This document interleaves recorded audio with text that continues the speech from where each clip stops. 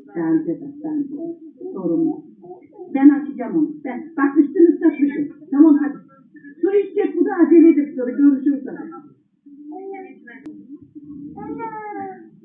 Islatmışım. Bir zaman konuşurken şey yapmıyorsun.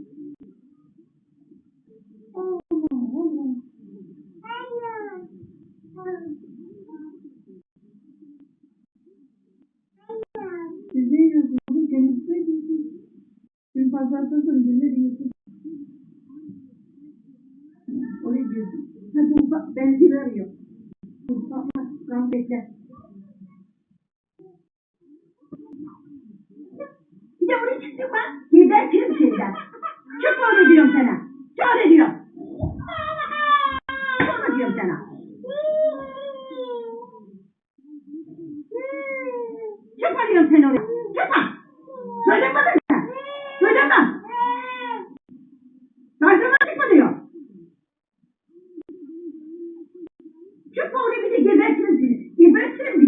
Gebertirim seni. Bir de gebertirim seni.